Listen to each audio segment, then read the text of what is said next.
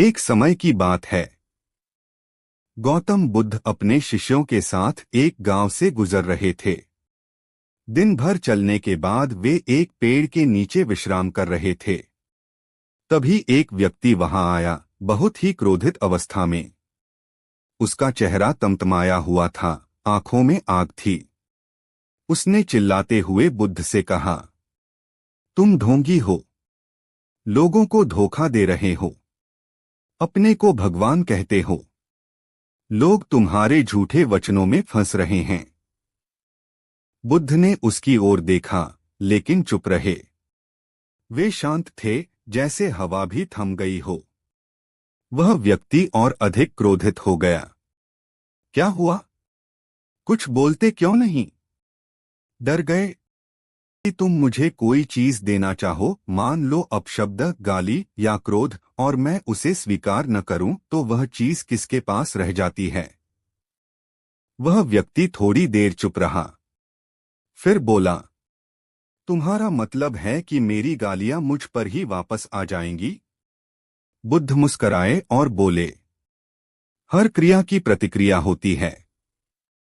यदि कोई गुस्सा करता है और सामने वाला उसे न अपनाए, तो वह गुस्सा उसी के पास लौट जाता है जिसने उसे भेजा था।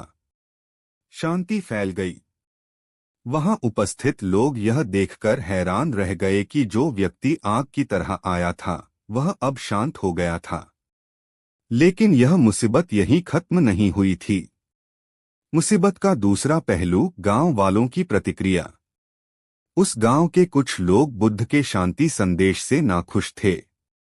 वे मानते थे कि बुद्ध लोगों को कर्मकांड और पुरानी परंपराओं से दूर कर रहे हैं। उन्होंने बुद्ध को गांव में आने से मना कर दिया। खाना देने से इनकार कर दिया गया। बुद्ध के शिष्यों को चिंता हुई, भगवान आज भोजन नहीं मिलेगा, यह गांव हमें भूखमरी से मार देगा। बुद्ध बोले, भूख से मरना मंजूर है, लेकिन अहिंसा और करुणा का मार्ग छोड़ना नहीं। वे हमें जो दे सकते हैं दें, जो न दे सकें उन्हें भी हम सम्मान दें। शिष्यों ने अगले दिन भिक्षा मांगनी शुरू की, लेकिन किसी ने अन्न का एक दाना भी नहीं दिया। 3 दिन बीत गए। फिर गांव के एक गरीब वृद्ध ने बुद्ध को पानी पिलाया और कहा, आपके जैसे शांत और करुणामय व्यक्ति को सताना पाप है। मैं कुछ दे नहीं सकता, लेकिन मन से आपका आदर करता हूं।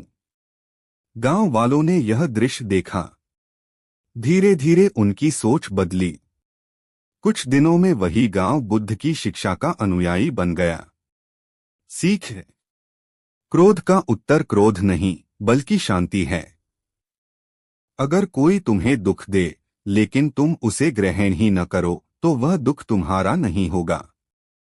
कठिनाइयां आती हैं, लेकिन धैर्य, करुणा और सत्य के मार्ग पर चलकर उन्हें जीता जा सकता है। वीडियो कैसी लगी कमेंट में जरूर बताएं। नमो बुद्धाय।